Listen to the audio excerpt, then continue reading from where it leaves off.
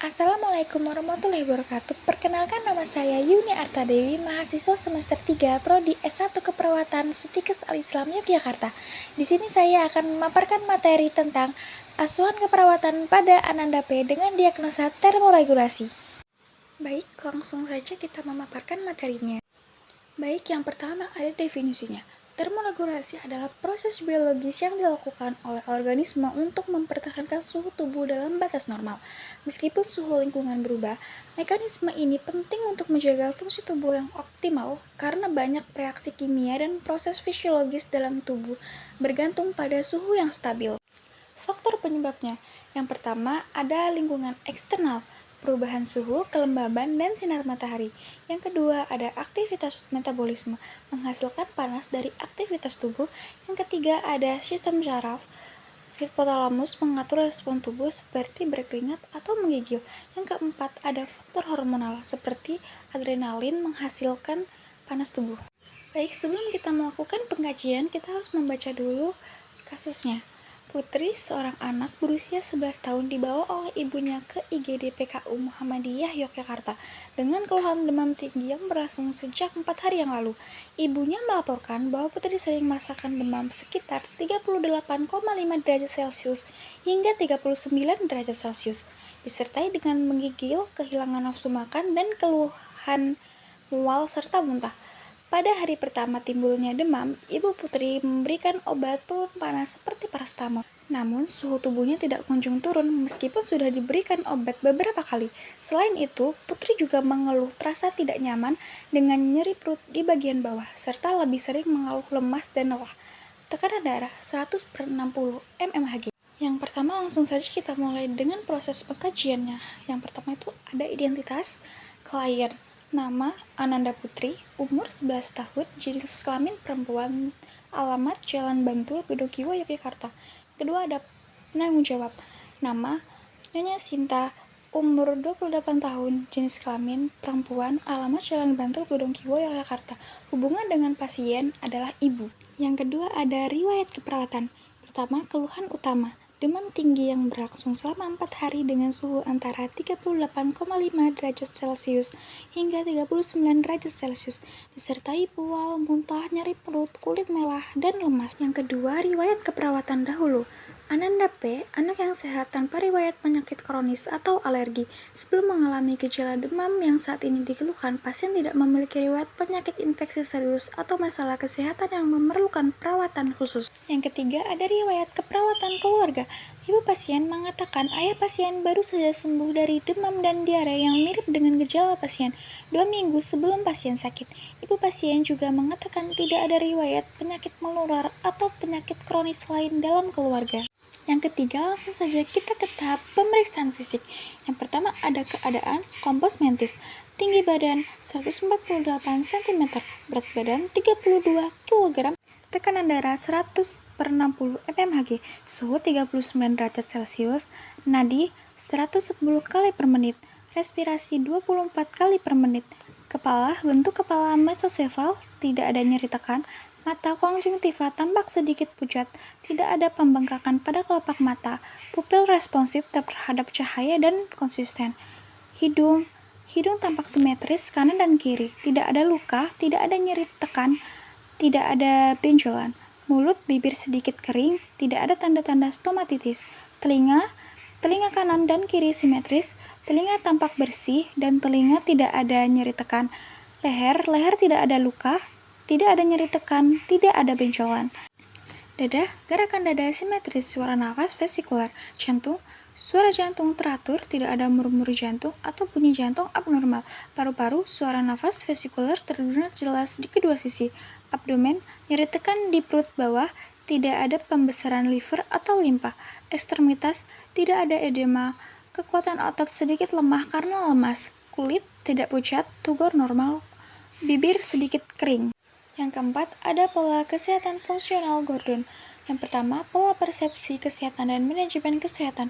Ibu pasien menyadari bahwa pasien sakit dengan gejala demam, mual, muntah, dan diare. Sebelumnya, ibunya telah memberikan paracetamol untuk menurunkan demam, namun tidak berhasil. Riwayat kesehatan keluarga menunjukkan bahwa ayah pasien juga mengalami gejala serupa sebelumnya, yang menunjukkan adanya potensi penularan dalam keluarga. Yang kedua, pola nutrisi dan metabolik. Sebelum sakit, pasien makan normal 3 kali sehari, nasi dan juga sayur, porsi normal dan dihabiskan. Pasien minum air putih 6-8 gelas per hari. Setelah sakit, ibu pasien mengatakan selama sakit makannya kurang dan tidak dihabiskan. Pasien minum air putih dengan dibantu ibu, frekuensi 3-5 gelas per hari. Yang ketiga, pola eliminasi BAB dan BAK.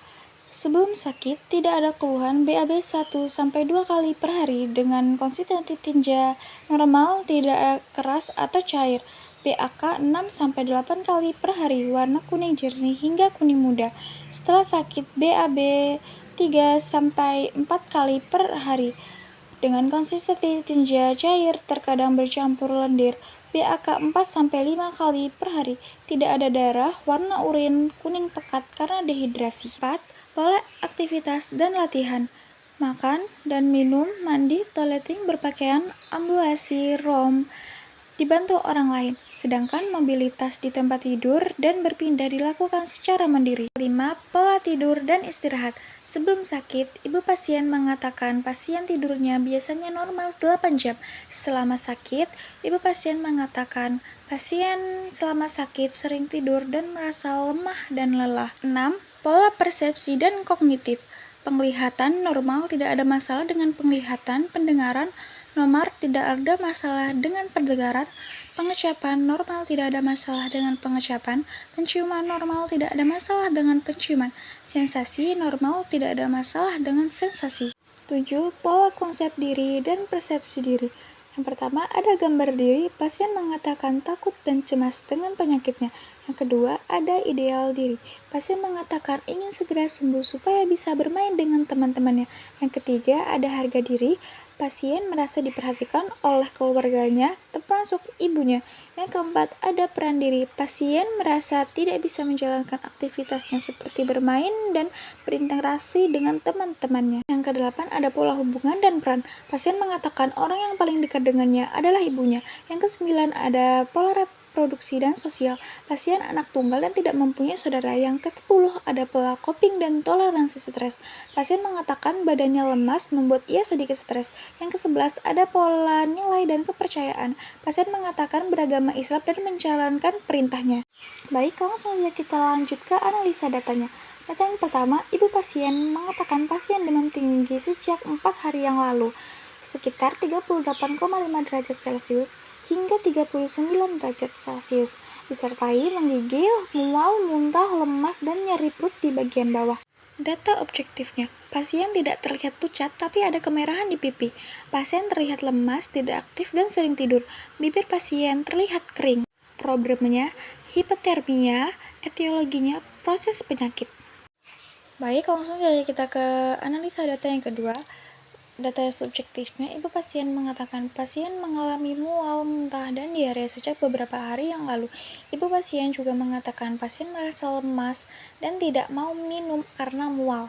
Data objektifnya, bibir pasien terlihat kering, diare dengan tinja cair bercampur lendir, pasien terlihat lemas, tidak aktif, dan sering tidur. Problemnya, risiko hipovolemia, etiologinya, kehilangan cairan secara aktif. Baik, di kasus ini ada 2 diagnosa yang diambil. Yang pertama, hipotermia berhubungan dengan proses penyakit.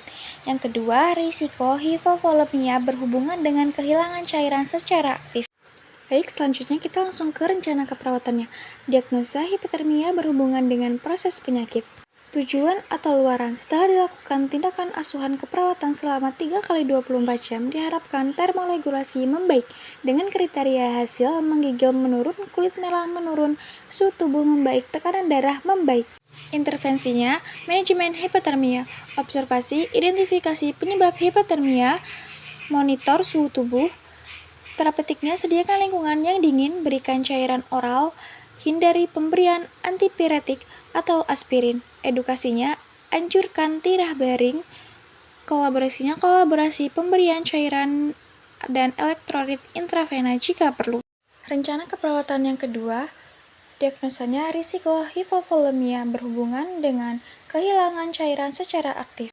Tujuan atau luaran setelah dilakukan tindakan asuhan keperawatan selama 3 kali 24 jam diharapkan status cairan membaik dengan kriteria hasil membran mukosa lembab meningkat, perasaan lemah menurut frekuensi nadi membaik, tekanan darah membaik, intake cairan membaik. Intervensinya, manajemen hipovolemia, observasi, periksa tanda dan gejala hipovolemia, monitor, intake, dan output cairan. Terapetiknya, hitung kebutuhan cairan, berikan asupan cairan oral. Edukasinya, anjurkan memperbanyak asupan cairan oral. Kolaborasi pemberian cairan intravena isotonis. Baik, langsung saja kita ke implementasi keperawatannya. Pada hari Rabu tanggal 18 Desember 2024 jam 9, mengidentifikasi penyebab hipotermia, memonitor suhu tubuh. Evaluasi prosesnya subjektif, ibu pasien mengatakan demam pasien sudah berkurang. Objektif, pasien tampak tenang dan tidak menggigil. Suhu tubuh 39 derajat Celcius menjadi 37,5 derajat Celcius. Pada jam 10.30, memberikan cairan oral. Evaluasi prosesnya. Subjektifnya, ibu pasien mengatakan bahwa pasien mulai mau minum lebih banyak setelah didorong, meskipun masih merasa sedikit mual. Objektifnya, bibir pasien terlihat lebih lembab dibandingkan sebelumnya. Pasien telah mengonsumsi 2 gelas air putih dalam 1 jam terakhir. Pada jam 12, mengajarkan pasien tidak berbaring, mengkolaborasi pemberian cairan dan elektrolit intravena. Evaluasi prosesnya. Subjektifnya, ibu pasien mengatakan pasien merasa sedikit lebih baik setelah berbaring dan tidak terlalu pusing dibandingkan sebelumnya.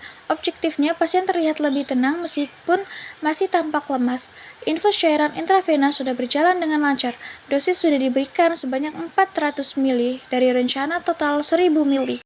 Implementasi yang kedua, pada hari Kamis tanggal 19 Desember 2024 jam 9, memeriksa tanda dan gejala hipovolemia, memeriksa intake dan output cairan. Evaluasi prosesnya. Subjektifnya, ibu pasien mengatakan pasien merasa lemas dan tidak banyak minum. Pasien juga mengeluhkan bibir yang kering.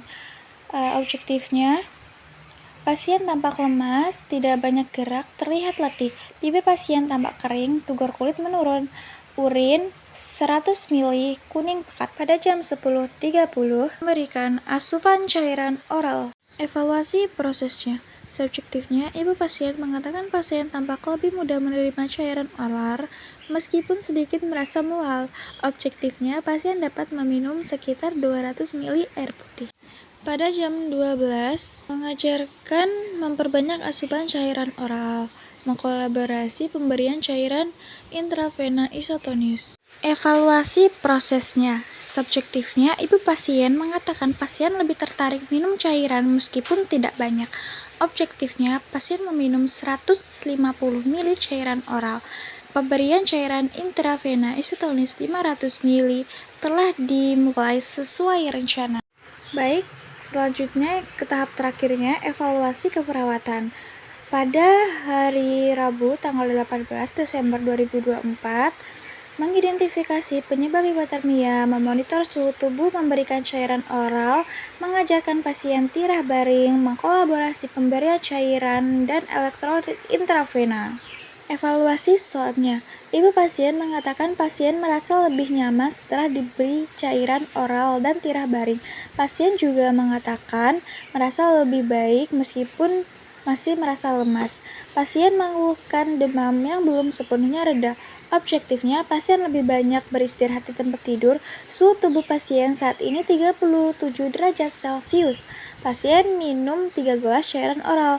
Asesmennya masalah teratasi sebagian planning. Teruskan pemantauan suhu tubuh pasien, melanjutkan pemberian cairan oral dan intravena sesuai kebutuhan, melanjutkan edukasi tirah baring untuk menjaga kenyamanan dan mencegah peningkatan suhu tubuh. Kolaborasi dengan tim medis untuk penyesuaian dosis cairan.